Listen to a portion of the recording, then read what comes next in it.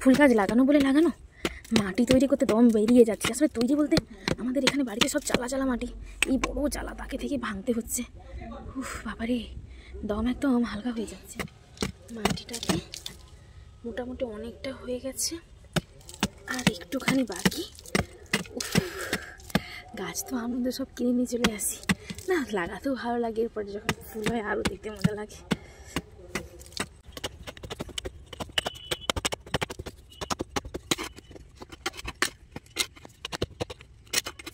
মোটামুটি দেখে মনে হচ্ছে মাটিটা গুঁড়ো হয়েছে, আরও একটু গুঁড়ো করতে হবে। দেখুন নিচের দিকটা বেশ ভালো গুঁড়ো হয়ে গেছে। এইবার গাছটা বসিয়ে দেব, আর কি গাছ বসাবো সেইটা দেখুন।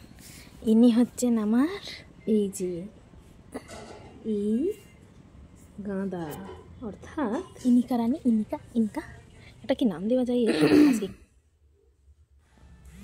মোটামুটি রেডি করে তো বসিয়ে দিয়েছি, এবার দেখি কি হয়। একটু জল টল দিয়ে দিই, দিয়ে বসিয়ে দিই গাছটাকে এবারে জায়গায়। এখনও অনেকগুলো ফুল গাছ আছে, আজকে সবাই আপনাকে বসানো হলো। ম্যাডাম ভালো থাকবেন, সুস্থ থাকবেন, যখন যা লাগবে আমাকে বলবেন। কেমন সুন্দরী ইনকা, আপনারা একটু বলবেন, জানেন তো কেমন বসাতে হয়। এর পরের দিন এটাকে বসাবো, একটু আপনারা মতামত জানাবেন প্লিজ।